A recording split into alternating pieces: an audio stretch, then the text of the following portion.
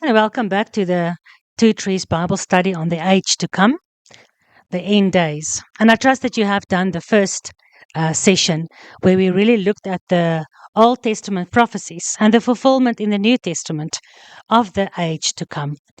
So let's continue doing that.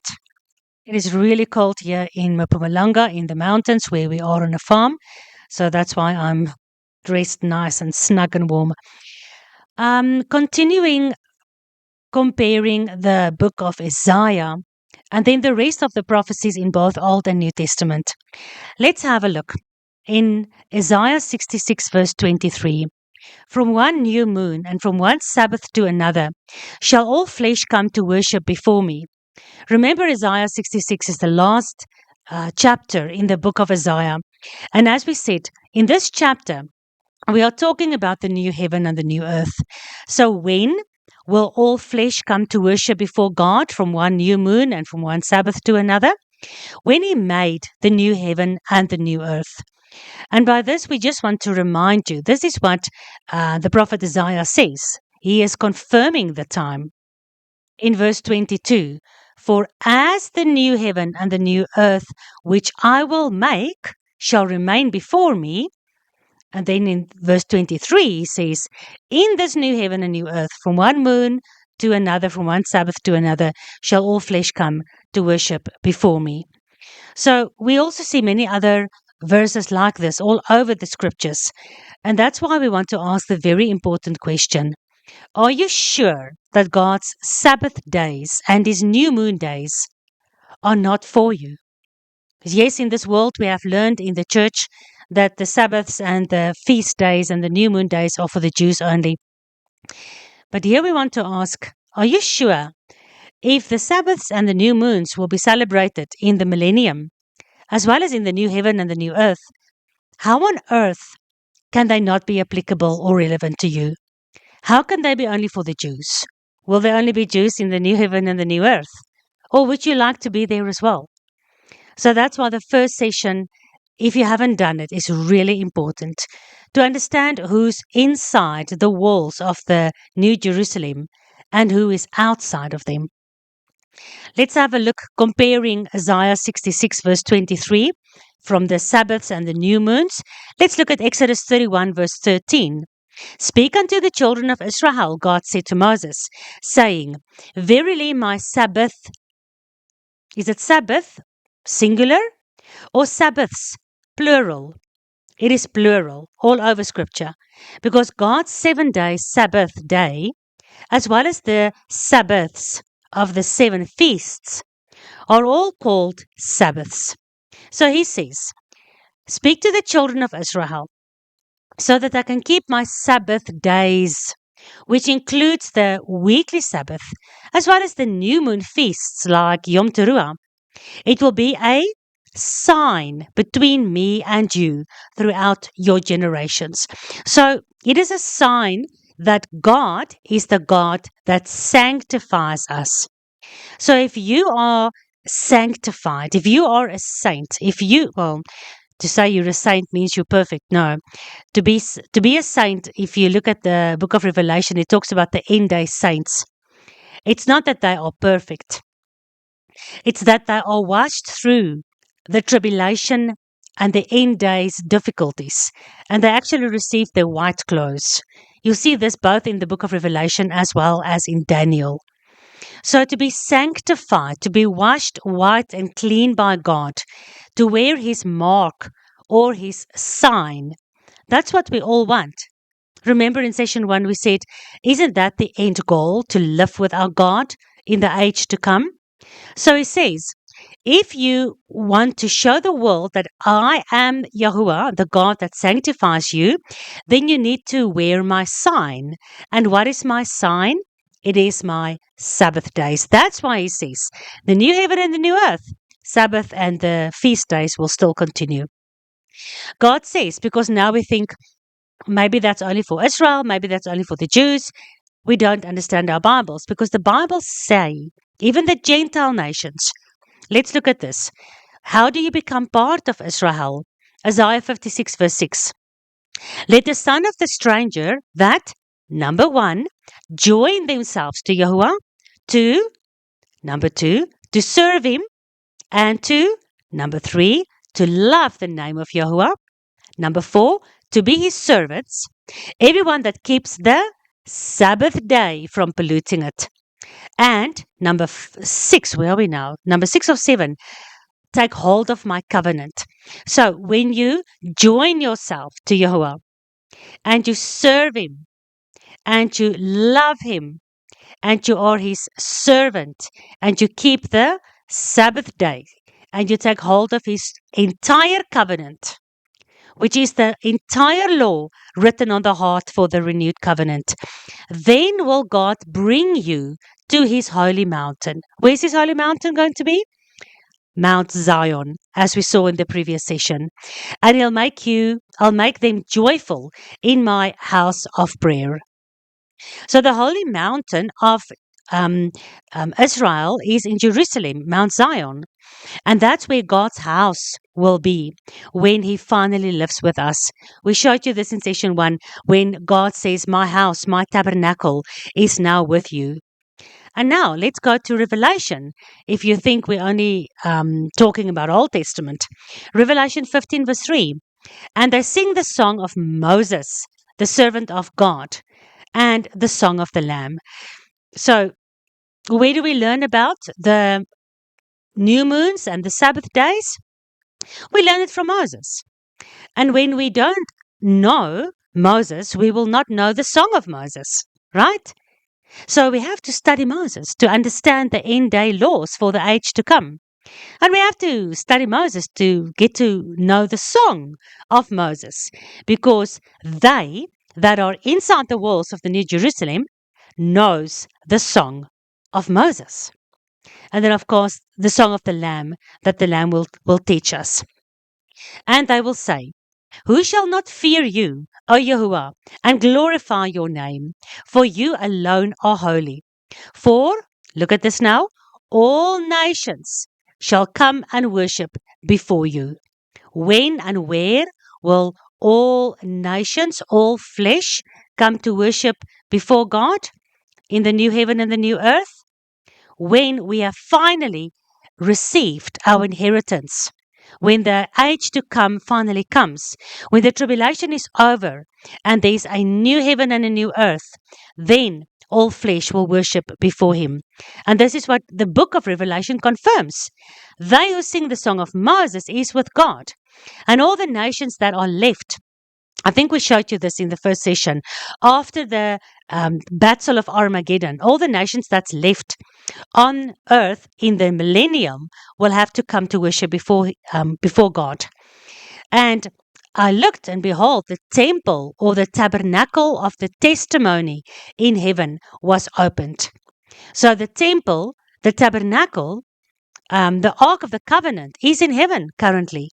And John saw that opened when he saw the revelations in the heavens. And of course, in Revelation 21, we saw how that which John saw comes down to us in the millennium.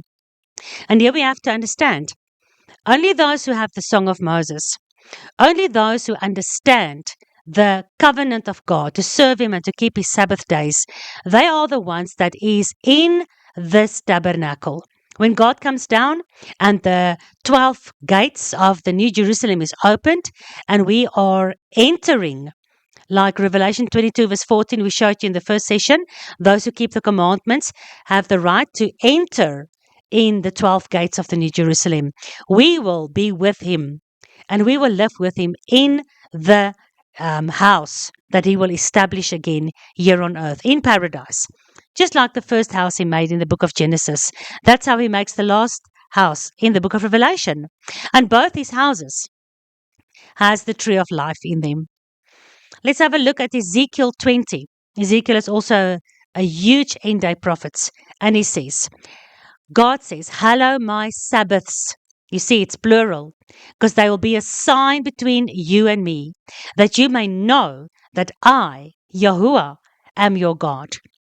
What will distinguish you and your religion and your God in these end days when there are so many gods and so many religions and so many false religions, how will you be established as the one that follows the God of the 6-day creation? When you wear the sign of his Sabbath days. So let's look at the last verse in the book of Isaiah, chapter 66. We have now seen lots of interesting things that the prophet Isaiah is teaching us, this end day prophet. He's prophesying about the peace like a river in the end days, and we saw that in Revelation as well. We saw how the prophet Isaiah is promising that God says he will comfort those in Jerusalem, but those outside Jerusalem will be devoured by the fire and by his sword. And they who break all his commandments, including his kosher laws, eating swine's flesh, they will not be able to enter the New Jerusalem. Isaiah 66 is all about the new heaven and the new earth, the age to come. It's all about the Sabbaths and the new moons and how the whole world will finally worship this God. And if you don't worship God according to God's commandments at the moment, not regarding his Sabbath days or his feast days, because maybe you don't understand them, maybe you've been taught that you are free from them, maybe you've been taught they are for the Jews, then I seriously ask you to consider if the age to come looks like this, and I've compared Old and New Testament for you over and over again, then maybe you should have a second look at this covenant of God and these people of God who's wearing God's sign. Because the last verse of Isaiah 66 says, they'll go forth and look upon the carcasses of all the men that have transgressed against me, says God. How do you transgress against God? When you transgress his commandments. What does it mean to transgress against God? Do you have a list of what you think transgressions are? Does your church have a list? Isn't it time we look at God's list? His Torah, Yeshua, says, you will be great in the kingdom when you do the will of God and when you do and teach the Torah. Just look at Matthew 5, verse 17 to 19. So they that transgress against God, their carcasses, their bodies will lie all over the earth. Yahuwah is trying to teach us to look at his list. What he says is transgressions against him, not what you think. So take your list and then take God's list and compare the two and make 100% sure that you are not following what you think transgressions are. Because they will go forth and look upon the carcasses of them that have transgressed against me. Let's compare that with the New Testament, Matthew 24. 4. As the lightning comes out of the east and shines to the west, that's how it will be on the day that the Son of Man comes. And wherever the carcasses are, there the eagles will be gathered together. So when Messiah comes, like the lightning in the sky, and he finally restores God's kingdom on this earth, then the carcasses of those who transgressed against him will lie all over the earth. And the fowls of the earth, I've shown you the previous session, will actually feast on the carcasses. Jeremiah 25:33. In that day, which day? The age to come, the judgment day, the day of his coming. The slain, those who have been killed, those who have been destroyed by Yahuwah, shall be from one end of the earth unto the other end of the earth. They shall not be lamented, or gathered, or buried, for they are dung. They are poop on the face of the ground. This is horrible. I remind you, Isaiah 66, do not forget, is all about the new heaven and the new earth. But before God creates that, there will be carcasses all over the earth, from the one end of the earth to the other, and they'll be like dung. This all happens on the day that the Son of Man, the Son of God, comes. And here, as a confirmation, Revelation 19, I saw an angel standing in the sun, and he cried with a loud voice, and he called all the fowls that fly in the midst of heaven. And he said, come and gather yourselves together unto the supper of the great God, that you may eat the flesh of kings, the flesh of captains, the flesh of mighty men, the flesh of horses, and them that sit on horses, and the flesh of all men, both free and bond, small and great. This directly goes back to the beast forcing all, both free and bond, small and great, all men to wear his mark. You saw that the Sabbath is the mark of God. So how do you think the false Christ and the false God and the false New World religion will go against God's mark, the Sabbath day? That's why so many people are teaching today, do not keep the Sabbath. The whole world is already gripped in the beginning of the mark of the beast because they are already transgressing against God. And if we don't repent and learn to follow and obey this God that forgave us through the grace and mercy of His Son, then we will also be a feast to the fowls that fly in the air, the birds. That's why it says here, where in Matthew 24, Yeshua says, where the carcasses are, there the birds will gather together. And here we see in Revelation, where the carcasses are, the birds will gather together. And that's why Isaiah 66 says, be careful to not transgress against me. You'll become lunch or supper to the birds. Let's look at the prophet Malachi. Malachi is the last prophet of the Old Testament. He says, for behold, the day comes that will burn as an oven, and all the proud, that's too proud now to bow before God, and all they that do wickedly. God says, wickedness is to transgress against me. They shall be as stubble. And the day that comes, Yeshua's coming with fire will burn them up, says the Lord of hosts. But you that fear my name, we don't need to get to know the name of Yod-Heh-Vav-Heh and of his son, not the Greek versions of those, but the original names, because they represent this God much better than the Greek versions that has been given to them as if it is them. And those Greek versions represent something totally different. So to fear, those who fear his name, to us, the Son of Righteousness will rise with healing in his wings. But to those carcasses lying out there, the wings of the birds will rise over them when they come to eat the flesh from off their bones. But if you fear the name of God, then the Son of Righteousness, and that is, of course, Yeshua, will rise with healing in his wings. And that's how the woman that had 12 years of blood flow knew how to touch the hem of his garments, which is the wings, the four corners of his garments where he wears the tzitzit, that has reminded all of God's people throughout all the ages of his commandments. And she knew if she touched his wings or his kanaf, the corners of his garments where the tzitzit are, she'll get healing. The same for us. The tzitzit remind God's people of his commandments, of which the Sabbath day is the center of his commandments, and of which the Sabbath day is the sign for those who obey God. So for those who touch the tzitzit of Messiah Yeshua, the Son of Righteousness, we will get healing. And we will be inside the walls, and we'll be able to eat from the tree whose leaves are for the healing of the nations. And you will tread down the wicked. Where are the wicked? Outside the walls. What will the wicked be? They shall be ash under the soles of your feet. Because why? The day comes that burns like an oven. All right, now something really, really interesting about the age to come.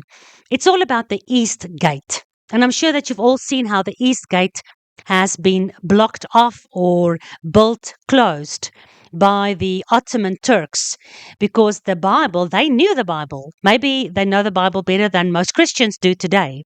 But no, they knew the prophecies that says God himself will enter by the East Gate of Jerusalem. Therefore, they built it shut. Let's have a look at what that is all about. Let's have a look at the prophet Ezekiel. And Ezekiel, in the chapters of 44 onwards, is prophesying about the millennium, the age to come. Chapter 44, verse 2. Then said Jehovah unto me, This gate, which gate? The east gate of Jerusalem, shall be shut. It shall not be opened. No man shall enter by it. And up to today, guys, that east gate is still shut. No man is entering by it.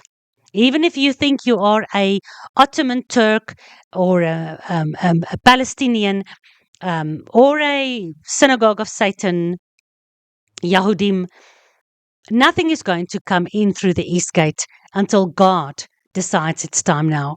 Because his prophecy is all about his return in the age to come through the east gate.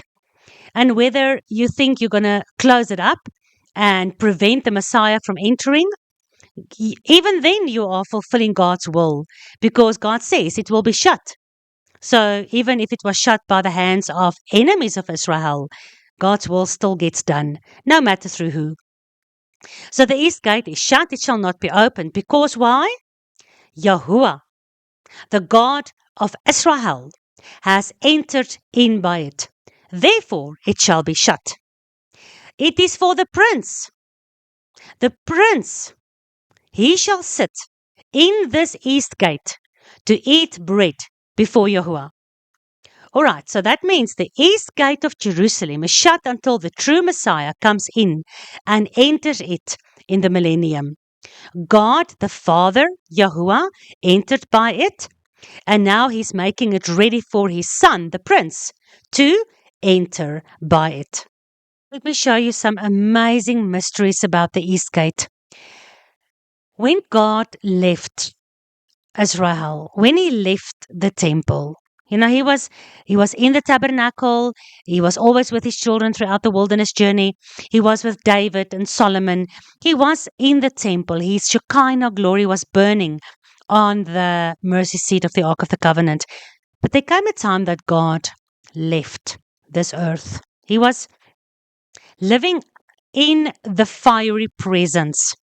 He's the God of heaven and earth, but he chose to live with his people. But his people transgressed against him so much, and they disregarded him and his prophets so much that God eventually left them.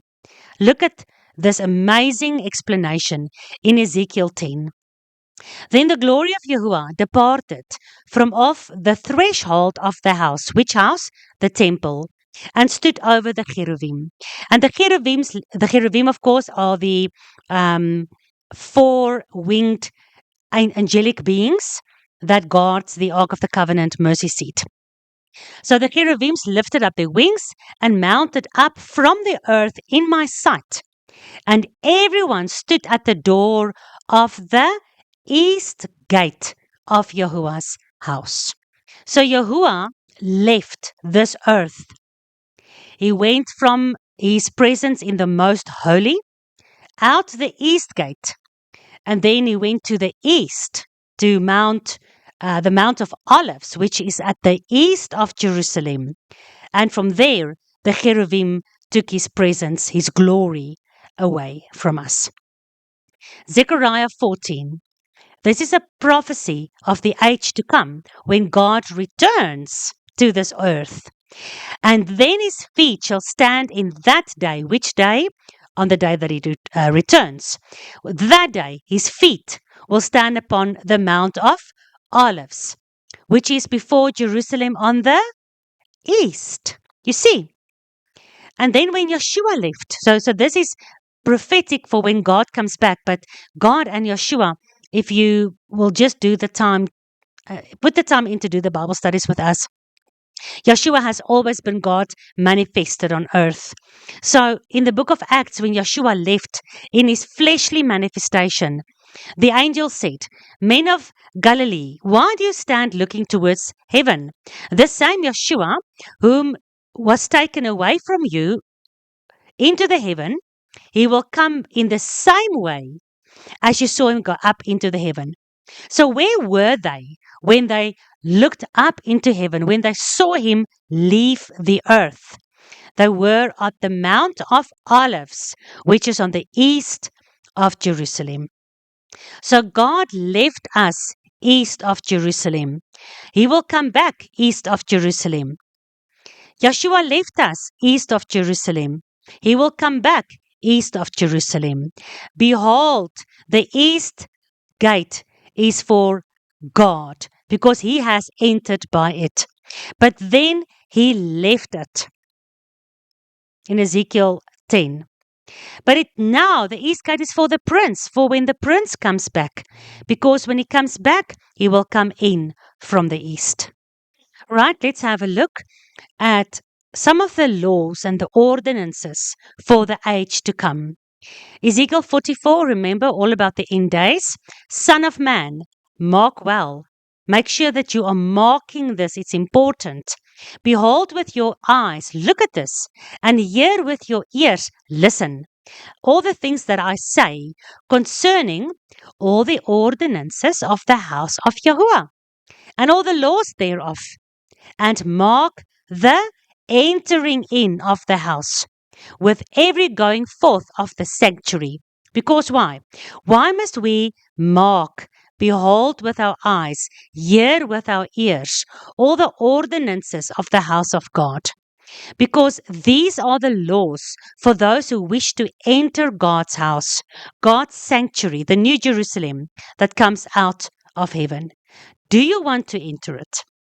Because remember, Ezekiel 44 is all about when the prince comes back in the age to come. Now, God, through the prophet Ezekiel, is giving us the ordinances for those who want to enter his house.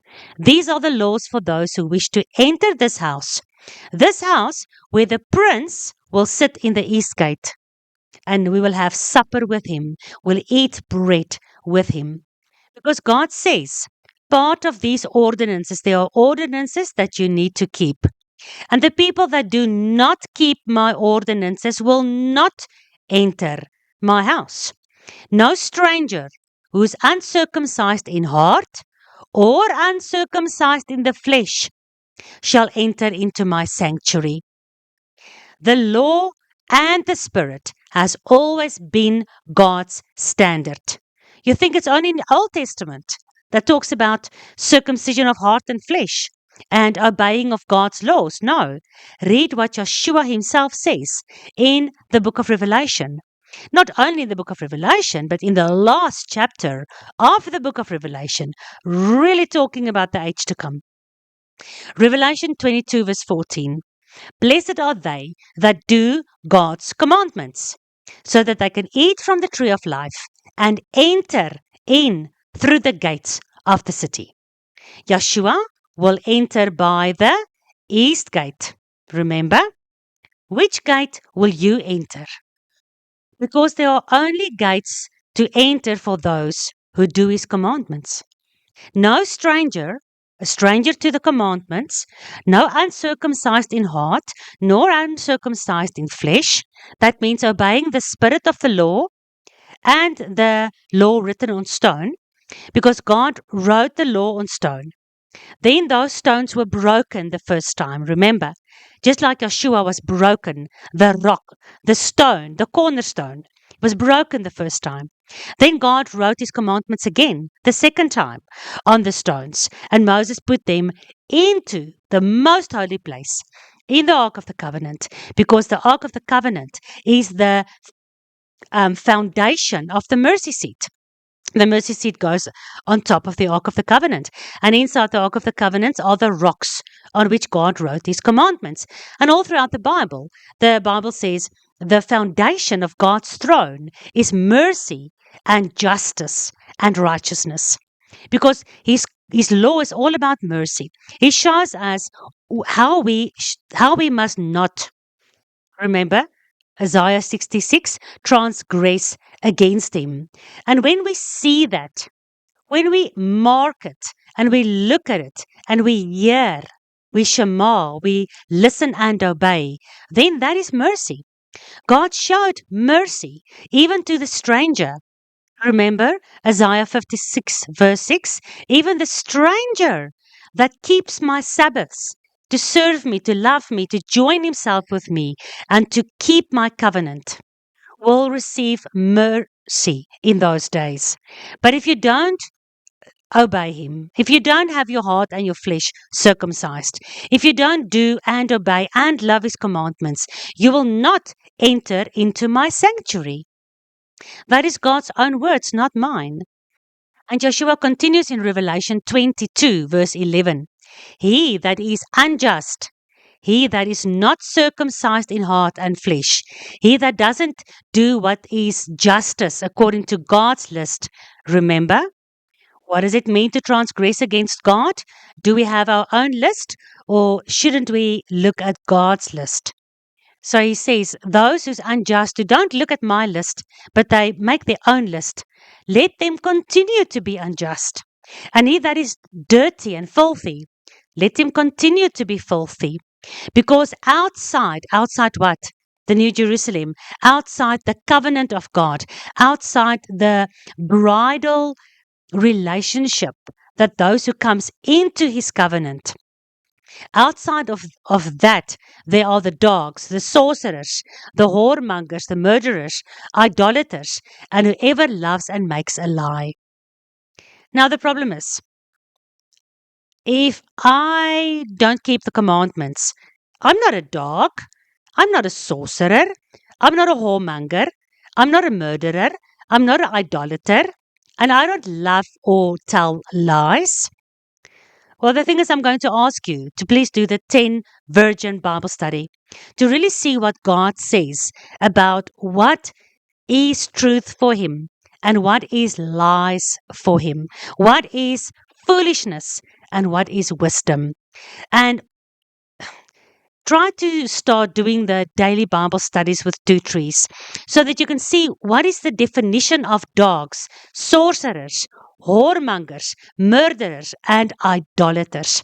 You remember the woman that came to Yeshua to ask Yeshua to heal her daughter. Yeshua said to her, it's not right that the dogs take the bread from the children. Even Yeshua called the Gentile woman a dog. And the children, of course, was the house of Judah, the Jews at that stage, because he was in Jerusalem. He came to Jerusalem where the Jews were. And if you understand who Israel is, and for that you can do the Who is Israel Bible study on the 2 Trees YouTube page.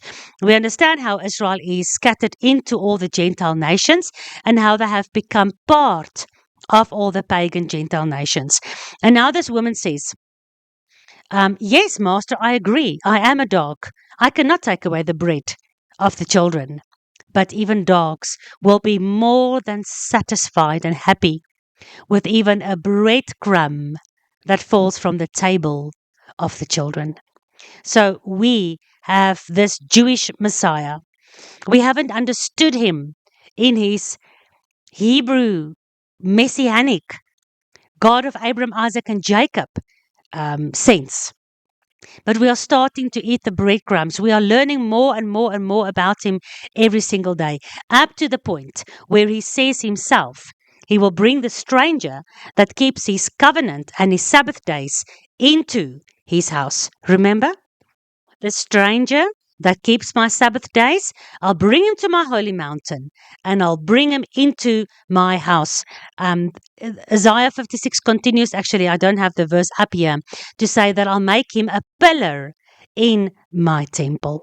But the strangers that don't join themselves to Yahuwah, they will not enter the sanctuary. And outside the sanctuary are all those that never joined themselves to Yahuwah. And then, when you've come into my covenant and you've joined yourself to me and to my people, and you've become my people and I'm your God, then the prophet Joel prophesies, you will know that I'm Yahuwah your Elohim, who dwells in Zion, not in any other mountain, not in any other city or any other country or any other holy place. Mount Zion, my set apart mountain, and Jerusalem shall be set apart, and no foreigners, shall pass through her ever again. Because why? No strangers will enter into her. So they cannot pass through her. They cannot walk in Jerusalem or through Jerusalem. They are outside. All right, now we're going to look at something else that's amazingly interesting about this prince, Messiah Yeshua. When he comes back, remember God said the east gate is for the prince, and he will come in by the east gate. And that's where he will serve me and teach my people to serve me. And that's where he will sit and eat bread in front of me.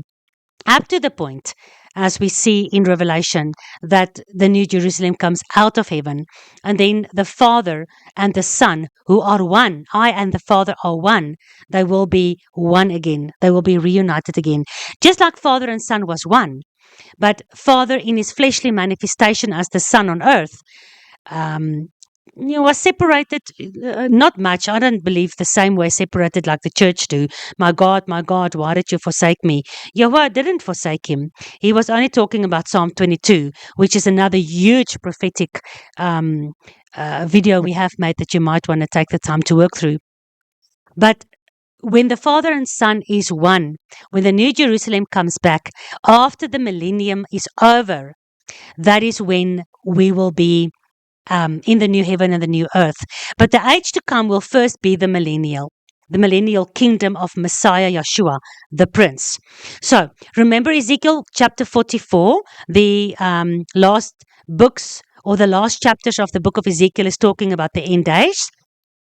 And in verse 23, it's all about the priestly service for this sanctuary of God in Jerusalem during the millennial reign of Messiah. Verse 23 all talks about the prince that will lead the priestly service, and his priests that he will appoint to serve as priests in the kingdom of my God.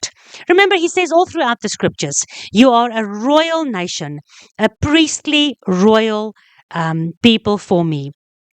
And he says, you will be priests for me in my Father's kingdom.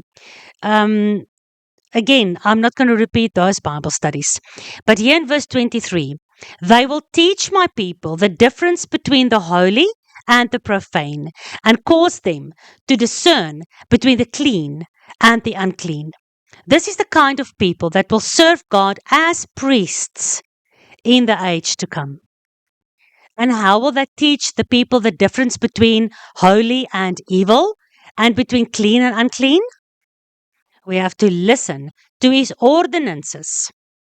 We have to stop transgressing against him. Then we will know the difference. We will be able to discern between what is good for him and what is not good for him. We must keep his Sabbath days and his feast days.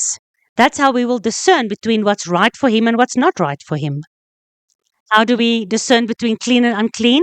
Isaiah 66 says, they who are eating swine's flesh will be consumed together. We need to discern the clean that God says and the unclean that he tells us not to touch, so that we can also be priests for him in the age to come. He says very clearly in Isaiah 4 verse 6, my people are destroyed for a lack of knowledge. Because they have rejected knowledge, I will reject you. You will not be priests for me. There'll be certain people, well, I'm not saying that all of us, we do know the tribe of Levi, but then we also know that God said, when you obey me and you follow me and you are my people, you are a royal priestly people for me. 1 Peter 2:9, you'll be a royal priesthood to me in the end days. In my kingdom, you'll be royalty and you'll be a priestly bride, a priestly warrior bride for me. But because you reject knowledge, I will reject you. You will not be priest for me. And because you have forgotten the law of God, you have forgotten to differentiate between the holy and the profane. You have forgotten to discern between the clean and the unclean. You have forgotten all the ordinances of your God. You have forgotten his Sabbath and moon days. You have forgotten the law of your God. Therefore, God will forget your children. You will not be chosen as priests. You and your children will not be in his sanctuary, because you did not differentiate between what is acceptable for him and what is not acceptable to him. It's his kingdom. He is the king. It's his sanctuary. It's his house. He makes the rules. And if anybody wants to forget those rules and think they are free from them, for whatever reason, I'm asking you again, are you sure God's laws are not applicable for you?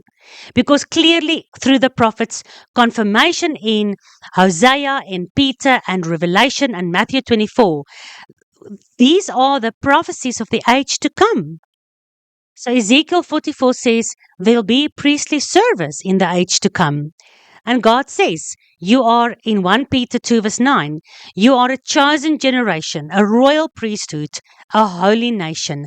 You are peculiar. You are different. Yes, you are strange. People will think you are strange, seeing that you keep the law of the God of Abraham, Isaac, and Jacob. The same law that his son Yeshua kept. The same law that Paul, Peter, John, and all of the apostles kept.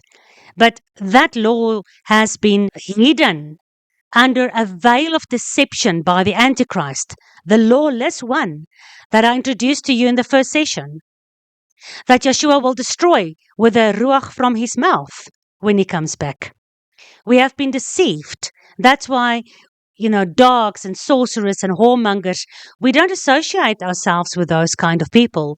But that's exactly the kind of people the Bible calls those who reject God's law, who live not like a faithful wife, but like a whoremonger, who doesn't live like a clean, holy nation, but like dogs, who are not following God's words, but they follow the magic of this world, the false lies from the snake in the tree of knowledge of good and evil. So you will be peculiar, yes, when you are this royal priesthood for God. Dearly beloved, I beseech you as strangers and pilgrims. You are still strangers now, maybe, but I beseech you, come out from your fleshly lust. Don't let your fleshly nature, even your mind and your conditioning and your doctrine, don't let that war against you in your innermost being. Having your conversation honest among the Gentiles so that they can see your good works, how you follow God, which they will see or behold, and therefore they will glorify God in the day of God's coming. They need to see how Gentiles out of every tribe, nation, and tongue join themselves to the God of Isaiah, the God of Abraham, the God of Yeshua, to keep his Sabbath days and to take hold of his covenant. They need to see you do that, although you will be peculiar. You'll be a peculiar people when you do that. You'll be strange in the eyes of the rest of this world. But when they see you endure to the end, faithful to your God, they will glorify God in the day of his visitation. Because why? Remember, from one Sabbath to another, you who worship him, who's in the New Jerusalem or in the millennium with him, they will see how you have remained faithful to him, and they will come and worship God. Therefore, they will glorify him in the day of his visitation. Yeshua continues and says in Revelation 20, blessed and set apart, holy, is the one having part in the first resurrection. The first resurrection is when Yeshua comes and his feet lands on the Mount of Olives. And the first resurrection happens for those who obeyed his Father's voice, for those who got salvation through the law that explained no sin can be forgiven without the blood sacrifice, for those who out of love and thankfulness obey God after he saved them from death. Blessed are those who's got part in the first resurrection. They will be priests of Elohim and of Messiah. So if you do not believe in the priestly service of God, because that's Old Testament and Jewish, then you've got a problem with Revelation 20. You've got a problem with 1 Peter 2. You've got a problem with Hosea 4 that says, if you reject my law, you will not be my priests. Yeshua says, "You will be my priests," but that means you are those who did not reject the law. So the first resurrection are for those who are in covenant with God, who came out of the Gentile nations with repentance to receive salvation and redemption by the blood of the Lamb, like we received as Israel when we left Egypt, redemption through the blood of the Lamb. But then throughout our wilderness journey, we need to get to know this God. We need to get to obey this God so that he can take us with Joshua, with Yeshua, into the promised land with him. So then they'll be priests of Elohim and of Messiah, because the kingdom of God in the Old Testament and the kingdom of Messiah in the New Testament is no different. And they will reign with him for 1,000 years in the millennium. Right? So these are the priests of Ezekiel 44, verse 23, that will teach the difference between what's right and what's wrong for God, not in your own eyes. And these will be those that will rule and reign with Messiah for 1,000 years. Doesn't Yeshua himself say, "Those who keep my Father's law and teach others to keep my Father's law, to teach my people the difference between holy and profane, to cause them to understand and discern between unclean and clean." Yeshua says, they will be the greatest in the kingdom of my Father. Doesn't he say that? All right. Next, we're going to look at the Prince of Peace in the Old Testament and the Prince of Peace in the New Testament. This prince, remember, that comes in the east gate to sit and eat bread before Yahuwah. This is our Prince of Peace. Now we can actually join the conversation because we understand Yeshua, the Prince of Peace. We will have a look at him in the next session.